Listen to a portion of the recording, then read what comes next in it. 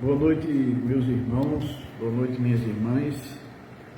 Este é o nosso último encontro no livro O Céu e o Inferno, porque de agora em diante é caso só de leitura, né? São os casos que os espíritos se aparecem, né, para contar, e nós deixamos para todos vivenciarem isso, né? Então, estudando em casa, lendo esse livro. Agradecemos a Débora do Facebook, irmão nosso lá, pela confiança, e vamos ver o resumo aí dos espíritos em condições medianas e em condições de aflição, né? José Brey, falecido em 1840 e evocado em Bordeaux por sua neta em 1862. O homem honesto, segundo Deus ou segundo os homens, né? Eu expio a minha descrença, porém grande é a bondade de Deus, que atende às circunstâncias. Sofro, mas não como poderia imaginar. É um desgosto de não ter melhor aproveitado o tempo aí na Terra. Isso é uma coisa muito comum, né? Os espíritos, se eu soubesse, entende? Aí, infelizmente, é o caso, né? Como? Pois não viveste sempre honestamente? Sim, no juízo dos homens. Mas há um abismo entre honestidade perante os homens e honestidade perante Deus. E uma vez que desejais instruir-te, procurei demonstrar-te a diferença entre ambos, né? Não basta para ser honesto perante Deus ter respeitado as leis dos homens. É preciso, antes de tudo, não haver transgredido as leis divinas. Honesto aos olhos de Deus será aquele que é possuído de abnegação e amor. Consagra a existência ao bem, ao progresso de seus semelhantes. Aquele que, animado de um zelo sem limite, né, for ativo na vida, ativo no cumprimento de seus deveres materiais, ensinando e exemplificando aos outros o amor ao trabalho. Ativo nas boas ações, sem esquecer a condição de servo ao qual o Senhor pedirá contas um dia do emprego do seu tempo. Ativo finalmente na prática do amor de Deus e do próximo. Aqui nós observamos o seguinte: o Senhor pedirá contas. Isso aí não é um Deus humano que vai exigir de ninguém, é a consciência de cada um, né? Assim, o homem honesto perante Deus deve evitar cuidadosos as palavras mordazes, veneno oculto sob flores que destrói a reputação e acabrunha o homem, muitas vezes cobrindo de ridículo. O homem honesto, segundo Deus, deve ter sempre cerrado o coração a qualquer germe de orgulho, de inveja, de ambição. Deve ser paciente e benévolo para com os que os agridem. Deve perdoar no fundo da alma, sem esforço e, sobretudo, sem ostentação, a querer que o ofenda. Deve, enfim, praticar o preceito conciso e grandioso que se resume no amor de Deus sobre todas as coisas e do próximo como a si mesmo. Quer dizer, esse foi um grande exemplo que ele deu do que é o homem honesto perante Deus, não perante os homens, né? Aí, agora, o senhor Cardum, médico, é outro exemplo, né? Passaram a parte de sua vida na marinha mercante como médico de navio baleeiro, adquirindo um tal ambiente de ideias um tanto materialistas. Havia algum tempo adquiria a certeza de estar afetado de uma hipertrofia do coração e, sabendo moléstia incurável, deixava-se abater pela perspectiva de morte, num estado de melancolia inconsolável. Chegado o momento, ele reuniu a família para dizer o último adeus. Estando à beirada do seu leito a esposa, a mãe, os 3 filhos e outros parentes. Quando a primeira tentativa de erguê-lo, ele prostou-se, tornando-se um roxo lívido e fechando os olhos, pelo que foi julgado morto. A esposa colocou-se então de permeio para ocultar os filhos.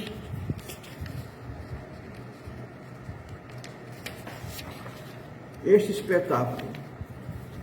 Muito depois, o doente reabriu os olhos. Sua fisionomia, por assim dizer, iluminada, tomou radiante a expressão de beatitude e ele exclamou: ó meus filhos, belo, sublime, ó, a morte, que benefício, que coisa suave. Morto senti minha alma elevasse bem alta, porém Deus me permitiu voltar-se para dizer-vos: não lamenteis a minha morte, que é a libertação. Que eu posso escrever de magnificência de tudo quanto vi, as impressões que experimentei, mas não poderias compreendê-las. Ó meus filhos, comportai-vos sempre de modo a merecer essa inefável felicidade reservada aos homens de bem. Vivei conformemente aos preceitos da caridade, o que tiveres de tal uma parte dos necessitados. Minha querida mulher, deixo-te uma posição um pouco lisonjeira. Temos dívidas a receber, mas eu te conjuro a não atormentares os nossos devedores. Se estiverem em apuros, espera que possam pagar, e aos que não puderem fazer, perdoa-lhes. Deus te recompensará. Tu, meu filho, trabalha para manteres tua mãe. Ser honesto sempre e guarda de fazer algo de que possa ser de bom, sem manchar a nossa família. Toma esta cruz, herança de minha mãe. Não a deixes nunca, e oxalá te recorde ela sempre os meus derradeiros conselhos. Meus filhos, ajudai-vos mutuamente, para que a boa harmonia reine entre vós.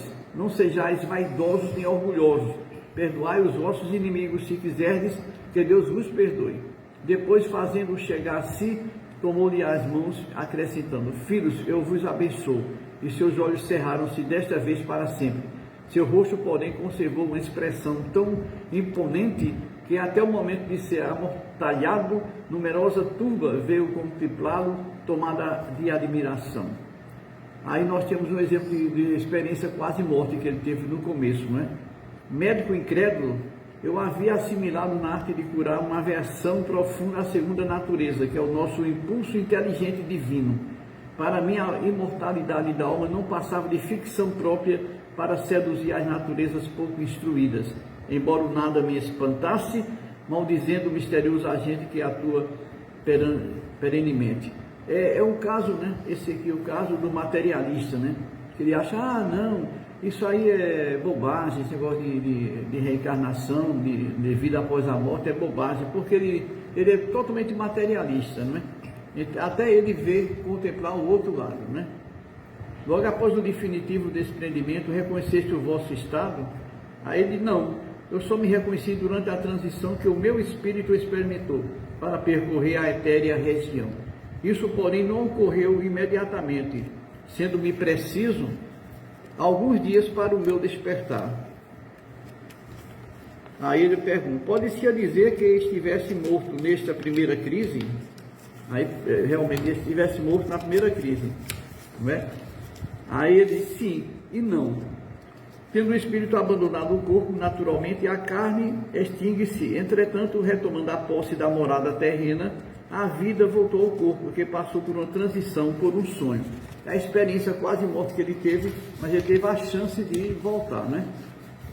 Sentireis então os laços que vos prendi ao corpo? Sem dúvida. O espírito tem um grilhão fortíssimo, aprenderam e não entra na vida natural antes que dê o último estremecimento da carne. Peço a todos os meus que acreditem no Deus poderoso, justo e imutável, na prece que consola e alivia, na caridade que é a mais pura prática da encarnação humana. Peço-lhe que lembrem do pouco também se pode dar, pois o óbolo do pobre é mais meritório aos olhos de Deus, né? Disse que Deus sabe de tudo que se dá ao pobre, mesmo que dê pouco, né? O rico precisa de dar muito e repetidamente para merecer o outro tanto. O futuro é a caridade, a benevolência em todos os atos, é considerar que todos os espíritos são irmãos, sem se preocupar jamais com os valores da terra, né? Esse ninguém vai levar. Deus de amor e bondade, que tudo faculta e sempre nos dá força superior a todas as vicissitudes, torna-nos bons, humildes e caridosos, pequenos pela fortuna e grandes de coração, o consolador de todos os oprimidos, de todos os que necessitam amar, perdoar e crer. Carbon, que é o nome do médico, né? Aí vemos os espíritos sofredores, um exemplo, né? Exprobrações de um boêmio, né? Aí, presentemente, sou menos infeliz, visto não mais sentir a pesada cadeia que me jungia ao corpo. Estou livre, enfim, mas ainda não expiei e preciso é que repare o tempo perdido se eu não quiser prolongar os sofrimentos. Espero que Deus, tendo em conta a sinceridade do arrependimento, me conceda a graça de seu perdão. Pedi, ainda por fim, eu vos suplico. Homens, meus irmãos, eu vivi só para mim, e agora expio e sofro. Conceda-nos, Deus, a graça de evitares os espinhos que ora me laceram. Prossegui na senda larga do Senhor e orai por mim, pois abusei dos favores que Deus faculta às suas criaturas. Quem sacrifica aos instintos brutos a inteligência e os bons sentimentos que Deus lhe dá, assemelha-se ao animal, que muitas vezes se maltrata. O homem deve utilizar-se sobriamente dos bens de que é depositário, habituando-se a visar a eternidade que o espera, abrindo mão por consequência dos gozos materiais. É bem interessante isso aqui, porque ele nós somos depositários, então apenas nos depositamos. Tudo é do Criador. A sua alimentação deve ter por exclusivamente fim a vitalidade. O luxo deve apenas restringir-se às necessidades da sua posição. Os gostos, os pendores, mesmo os mais naturais, devem obedecer ao mais raciocínio, sem que este materializa em vez de purificar. As paixões humanas são estreitos grilhões que se enroscam na carne e assim não lhes deis abrigo.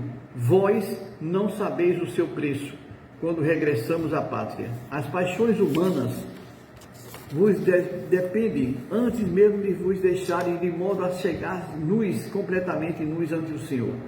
Cobrimos de boas obras e que ajudem a franquear o espaço entre vós e a eternidade. Manto brilhante, eles escondem as vossas torpezas humanas. Envolvem-se de caridade e de amor, vestes divinas que duram eternamente. Instruções do guia do médico. Este espírito está no bom caminho, porquanto, além de arrepender-se, há dois conselhos para evitar os perigos na senda que por ele trilha. Reconhecer os erros já é um mérito, é um passo efetivo para o bem. Também por isso a sua situação, sem ser venturosa, deixa de ser a de espírito infeliz. Arrependendo-se resta a reparação de uma obra, de outra existência. A existência, a influência da matéria segue um além-túmulo, sem que a morte disponha termo aos apetites que a sua vida, tão limitada quanto a terra, procura em vão os meios de o saciar. Por não terem nunca procurado alimento espiritual, a alma erra no vácuo, sem morte, e sem um rumo certo, sem esperança, presa dessa ansiedade de quem não tem diante de si mais um deserto sem limites. Isso aí é importante, porque ele está dizendo que não adianta você usufruir tanta coisa na terra que não vai levar nada, tem que ser humilde, entendeu? Aí Lisbeth, que é uma outra pessoa que desencarnou, um espírito sofredor, ela diz o seguinte: o arrependimento é inútil quando apenas produzido pelo sofrimento. O arrependimento profícuo tem por base a mágoa de haver ofendido a Deus, importa no desejo ardente de uma reparação. Ainda não posso tanto, infelizmente. Recomenda-se a prece de quantos se interessam pelos sofrimentos alheios, porque dela tenho necessidade. Quer dizer, ela pede que a pessoa também ore por ela, Esses ensinamentos é uma grande verdade. Às vezes o sofrimento provoca um brado de arrependimento menos sincero, que não é a expressão de pesar pela prática do mal, visto que, como o espírito deixasse de sofrer, não deveria reconhecida. Então é interessante isso aí, porque